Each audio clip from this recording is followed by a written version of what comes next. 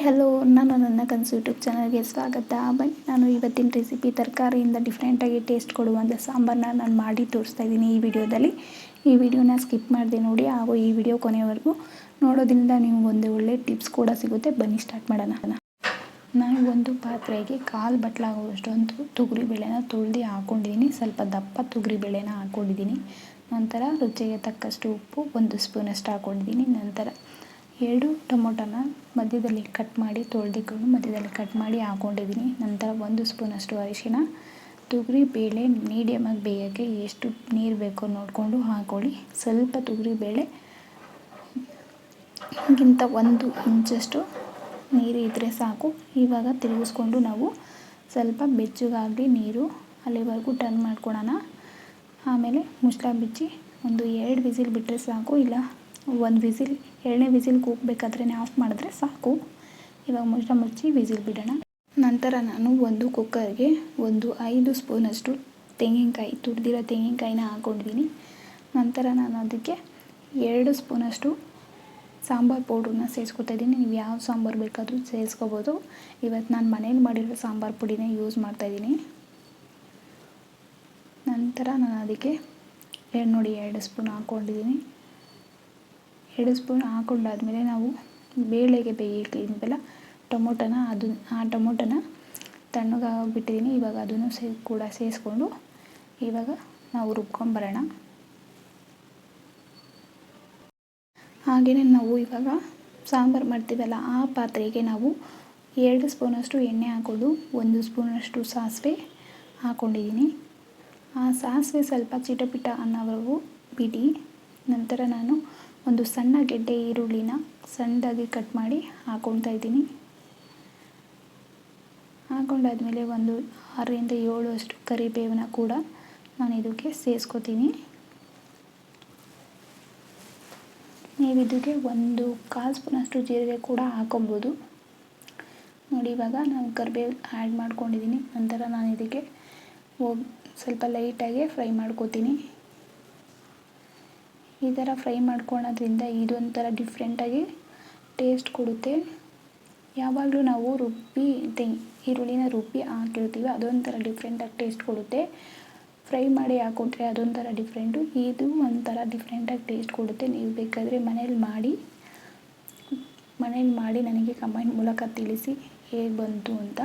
ನಂತರ ನಾನು ನೌಕಲು ಮತ್ತು ಬೀನ್ಸ್ನ ನಾನು ಸಣ್ಣದಾಗಿ ಕಟ್ ಮಾಡಿ ಇಟ್ಕೊಂಡಿದ್ದೆ. ಅದನ್ನು ನಾನು ಇವಾಗ ಫ್ರೈ ಮಾಡೋಕ್ಕೆ ಹಾಕೋತಾ ಇದ್ದೀನಿ. ಹಾಕ್ಕೊಂಡು ಇವಾಗ ನಾನು ಜಸ್ಟ್ ಫ್ರೈ ಮಾಡ್ಕೋತೀನಿ ಈರುಳ್ಳಿ ಜೊತೆಗೆ. ಈ ಥರ ಮಾಡ್ಕೊಳ್ಳೋದ್ರಿಂದ ತರಕಾರಿ ಜಾಸ್ತಿ ಬೇಯಲ್ಲ, ಬಾಯಿಗೆ ಸಿಗೋಷ್ಟು ಕಚ್ಚಿ ತಿನ್ನೋಷ್ಟು ಬೇಯುತ್ತೆ ತರಕಾರಿ. ನೀವು ಕುಕ್ಕರ್ಗೆ ಹಾಕ್ಬಿಟ್ರೆ ಬೇಗನೆ ಬೆಂದೋಗ್ಬಿಡುತ್ತೆ ಮತ್ತು ಬಾಯಿಗೆ ಕಚ್ಚಿ ತಿನ್ನೋಷ್ಟು ಸಿಗಲ್ಲ. ಈ ಥರ ಮಾಡಿದ್ರೆ ಚೆನ್ನಾಗಿರುತ್ತೆ. ಹಳ್ಳಿ ಸ್ಟೈಲಲ್ಲೆಲ್ಲ ಈ ಥರನೇ ಮಾಡೋದು, ಅದಕ್ಕೋಸ್ಕರ ನಿಮಗೂ ಮಾಡಿ ತೋರಿಸ್ತಾ ಇದ್ದೀನಿ.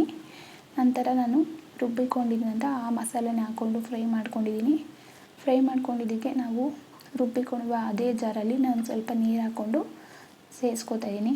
ಸೇರಿಸ್ಕೊಂಡು ಸ್ವಲ್ಪ ಫ್ರೈ ಮಾಡಿ ಸ್ವಲ್ಪ ಕುದಿಯೋಕ್ಕೆ ಬಿಟ್ಟು ನಂತರ ನಾನು ಇದಕ್ಕೆ ನೀರು ಎಷ್ಟು ಬೇಕೋ ಅಷ್ಟು ಅದಕ್ಕೆ ನಾನು ಸೇರಿಸ್ಕೊತೀನಿ. ನೀವು ಮುಂಚೆನೇ ನೀರು ಹಾಕೋಕ್ಕೆ ಸೇರಿಸ್ಕೊಳ್ಳೋಕೆ ಹೋಗ್ಬಿಡಿ, ಏಕೆಂದರೆ ತರಕಾರಿಗೆ ಉಪ್ಪು ಖಾರ ಇಳಿಬೇಕಲ್ಲ, ಅದಕ್ಕೋಸ್ಕರ ನಾನು ಈ ಥರ ಫ್ರೈ ಮಾಡ್ಕೊತಾ ಇದ್ದೀನಿ ನೋಡಿ. ಇವಾಗ ನಾನು ಇದಕ್ಕೆ ಉಪ್ಪು ಕೂಡ ಆ್ಯಡ್ ಮಾಡಿಕೊಂಡು ಜಸ್ಟ್ ಫ್ರೈ ಮಾಡ್ಕೊತೀನಿ ಈಗ. ನಂತರ ಆಮೇಲೆ ನೀರು ಆ್ಯಡ್ ಮಾಡ್ಕೊತೀನಿ ನೋಡಿ. ಇವಾಗ ನೀರು ಆ್ಯಡ್ ಮಾಡ್ಕೊತೀನಿ. ಹೀಗೆ ಈ ಥರ ಮಾಡೋದ್ರಿಂದ ಸಾಂಬಾರು ಡಿಫ್ರೆಂಟಾಗಿ ಟೇಸ್ಟ್ ಕೊಡುತ್ತೆ. ನಿಮಗೆ ನಿಮ್ಮ ಮನೆ ಎಲ್ಲರಿಗೂ ಇಷ್ಟ ಆಗುತ್ತೆ.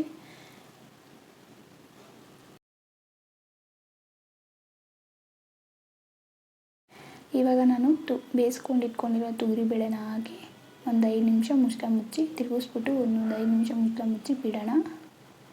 ಇವಾಗ ಮುಚ್ಚಳ ಓಪನ್ ಮಾಡಿದಾಗ ನೋಡಿ ಯಾವ ರೀತಿ ಕುದಿ ಬರ್ತಾಯಿದೆ ಅಂತ. ಇವಾಗ ಸಾಂಬಾರು ರೆಡಿಯಾಗಿದೆ. ಇನ್ನೂ 5 ನಿಮಿಷ ಕುದಿಯೋಕ್ಕೆ ಬಿಟ್ಟು ನೀವು ಅನ್ನ ಮುದ್ದೆಗೆ ನೀವು ಸರ್ವ್ ಮಾಡ್ಕೋಬೋದು. ಇವಾಗ ಸಾಂಬಾರು ರೆಡಿಯಾಗಿದೆ ನೋಡಿ. ಎಷ್ಟು ನೀಟಾಗಿ ಬೆಂದಿದೆ, ತರಕಾರಿ ಎಲ್ಲ ಬೆಂದಿದೆ, ನೀಟಾಗಿ ಬೇಯುತ್ತೆ. ಈ ಥರ ತರಕಾರಿ ಎಲ್ಲ ಬಾಯಿ ಸಿಕ್ಕಿದ್ರೇ ಒಂಥರ ಡಿಫ್ರೆಂಟ್ ಟೇಸ್ಟ್ ಕೊಡುತ್ತೆ ಸಾಂಬಾರು.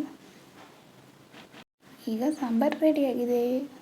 ಈ ವಿಡಿಯೋ ಇಷ್ಟ ಆದರೆ ಲೈಕ್ ಮಾಡಿ, ಶೇರ್ ಮಾಡಿ, ಸಬ್ಸ್ಕ್ರೈಬ್ ಮಾಡ್ಕೊಳ್ಳಿ. ಪಕ್ಕದಲ್ಲಿರೋ ಬೆಲ್ ಐಕನ್ನೆಲ್ಲ ಕ್ಲಿಕ್ ಮಾಡೋದು ಮರಿಬೇಡಿ. ಹಾಗೆ ನನ್ನ ವಿಡಿಯೋದಲ್ಲಿ ನಾನು ಒಂದು ಟಿಪ್ಸ್ ಕೂಡ ಮರೆಯದೆ ನಾನು ವಿಡಿಯೋ ಸ್ಟಾಪ್ ಮಾಡಲ್ಲ. ಈ ಟಿಪ್ಸ್ ಏನು ಅನ್ನೋದಾದರೆ ನಾನು ಹೇರ್ ಕೇರ್ ಬಗ್ಗೆ ಟಿಪ್ಸ್ ಹೇಳ್ತಾ ಇದ್ದೀನಿ. ಏನಿವತ್ತು ಹೇರ್ ಕೇರ್ ಟಿಪ್ಸ್ ಅಂತ ನೋಡೋದಾದರೆ ನಾವು ದಿನನಿತ್ಯ ನಾವು ಹೇರ್ ವಾಶ್ ಮಾಡಬೇಕಾದ್ರೆ ಹಾಟ್ ವಾಟರು ಯೂಸ್ ಮಾಡ್ತೀವಿ. ಇದರಿಂದ ನಮ್ಮ ಹೇರು ಡ್ಯಾಂಡ್ರಫ್ ಬರುತ್ತೆ ಮತ್ತು ಹೇರ್ ಫಾಲ್ ಆಗುತ್ತೆ ಮತ್ತು ಹೇರ್ ಟೇಸ್ಟಿ ಆಗುತ್ತೆ. ಏಕೆಂದರೆ ಹೇರ್ ಸ್ಮೂತ್ನೆಸ್ ಇರಲ್ಲ. ಅದಕ್ಕೋಸ್ಕರ ನೀವು ಕೋಲ್ಡ್ ವಾಟ್ರಲ್ಲಿ ಯೂಸ್ ಮಾಡೋದ್ರಿಂದ ನಿಮಗೆ ಹೇರ್ ಫಾಲ್ ಕಮ್ಮಿ ಆಗುತ್ತೆ ಮತ್ತು ಡ್ಯಾಂಡ್ರಫ್ ಬರೋದು ಕಮ್ಮಿ ಆಗುತ್ತೆ. ಹೇರ್ ಯಾವಾಗಲೂ ಸ್ಮೂತ್ನೆಸ್ ಆಗಿರುತ್ತೆ. ನಿಮ್ಮ ಮೈಂಡು ಕೂಡ ರಿಲೀಫ್ ಅನಿಸುತ್ತೆ ಕೋಲ್ಡ್ ವಾಟ್ರಲ್ಲಿ ಯೂಸ್ ಮಾಡೋದ್ರಿಂದ. ಈ ಟಿಪ್ಸ್ ನಿಮಗೆ ಇಷ್ಟ ಆದರೆ ಲೈಕ್ ಮಾಡಿ, ಶೇರ್ ಮಾಡಿ, ಸಬ್ಸ್ಕ್ರೈಬ್ ಮಾಡ್ಕೊಳ್ಳಿ. ಪಕ್ಕದಲ್ಲಿರೋ ಬೆಲ್ ಐಕನ್ನ ಕ್ಲಿಕ್ ಮಾಡೋದು ಮರಿಬೇಡಿ. Thank you.